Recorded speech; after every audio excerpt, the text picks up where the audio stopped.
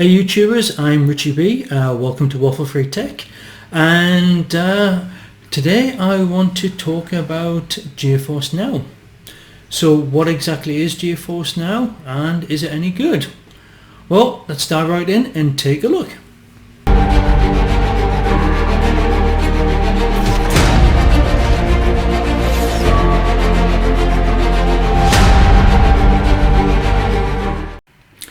So, what exactly is GeForce Now?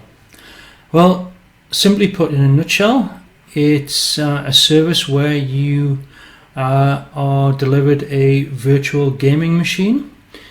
Now, the service comes in two different formats. One is a paid version for about £5 or $5 a month, and the other is a free version. So, what is the difference between the two versions? Well, first thing I will say is that they both run at 1080p and are supposed to run at 60 frames a second. Now, the difference between the paid and the free version is that on the free version you have to queue and wait to get access to your virtual gaming PC. Whilst on obviously the paid version you get instant access. On the free version you don't get the Nvidia RTX ray tracing, but you do in the paid version. And the last big difference between the two offerings for the service is that on the free version you are limited to a 1 hour session time. After that you're kicked off and you can reconnect again. You don't have that limitation on the paid version. Now, one thing I will say straight away is that on the free version I have seen myself get on in 10 seconds and I have also seen myself having to wait for 7 minutes and then kind of give up on the service. So what are my initial thoughts about the service, and how does it compare to other platforms like Google Stadia? So comparing it to Google Stadia, yes, they are kind of both subscription services. Well, it certainly is with Google Stadia, but with GeForce Now you can have the free version. Where it differs from Google Stadia, where you have to buy your games. So the Google Stadia have a monthly subscription, then you have to kind of pay for your games on top of that, and you're locked into the Google Stadia platform. With this it's a bit different because all you're doing is either free or the paid version, or you're getting a virtual gaming machine. And with that, in the GeForce Now service you can obviously play the free games online, such as Fortnite and Warframe, etc. You can play all those, no problem. But how the service is meant to work is that you can link it with your Steam account or your Uplay account, and you have to have the games already. You have to have already bought them. Now that's great, but the caveat to that is not everything in your Steam library or your Uplay library is going to work. It has to be something that it supports.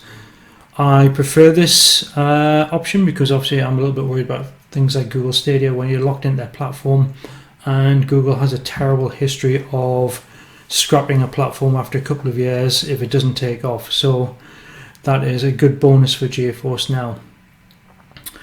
How well does it work? Well, I think the best way to do that or talk about that is first by launching a couple of games, show you the video footage, and you can kind of make up your own mind, and then we'll kind of talk about it at the end of the video, and I'll kind of share my views with you about what I think about the platform. So the three games I think we're going to launch is which I've added from Steam are the Civilization, the Elite, and the Warframe games. So if you just bear with me a moment too, what I'll do is we'll take a quick break and I'll cut to the video footage from the games. I'm not going to do the loading time because obviously I want to keep the video a bit shorter, and it's something I kind of need to talk about at the end in the wrap up. So just bear with me for a while and we'll get into the actual footage.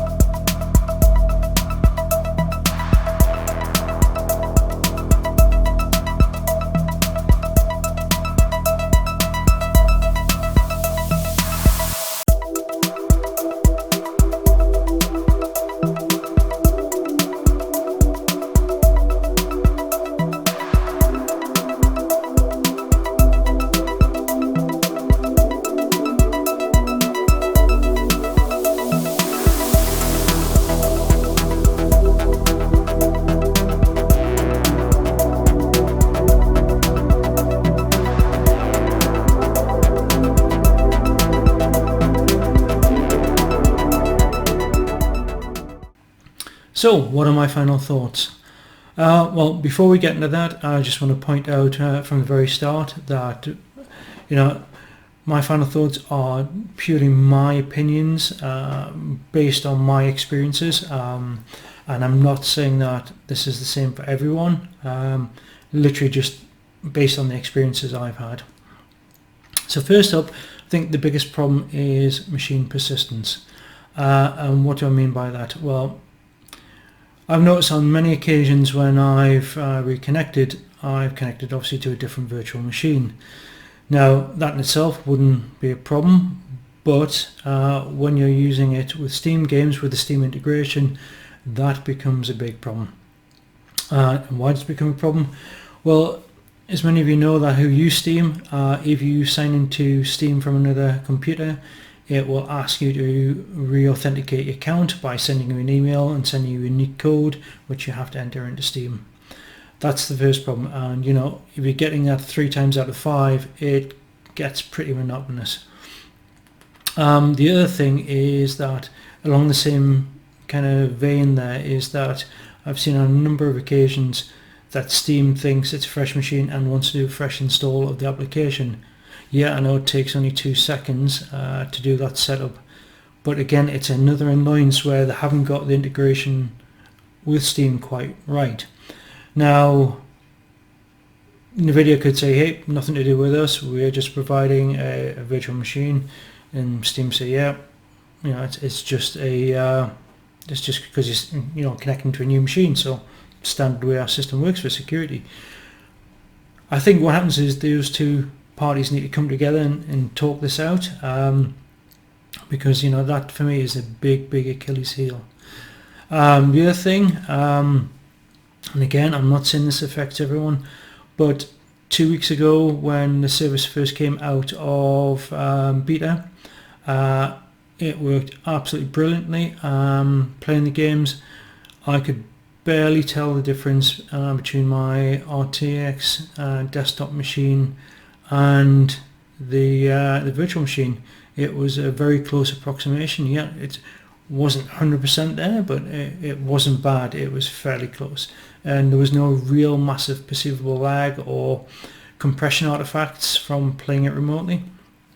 Fast forward 2 weeks to now, I've been testing it quite a bit. I'm connected via my LAN cable directly to the router, and I have a 74 meg connection. That's what I get on the download out of my 80 meg kind of internet link. I actually get 74, and I get about 18 or 19 on the upload, and normally my response time on the network is about 13 milliseconds, so it's pretty good in terms of fiber connections. But what I've noticed recently is that the system, and I'm sure you'll see it in the videos, or would have seen it from the videos that I've just shown you, is that at times it can be quite laggy and quite jittery, and as part of that you also get a lot of you lose the sharpness due to compression, where it just can't keep up. Now for me, when it works it's great, but when it slows down it's not really that playable. It's pretty bad. Now I've triple checked everything in my house that no one else has been streaming anything. I've got no machines downloading any updates or anything like that.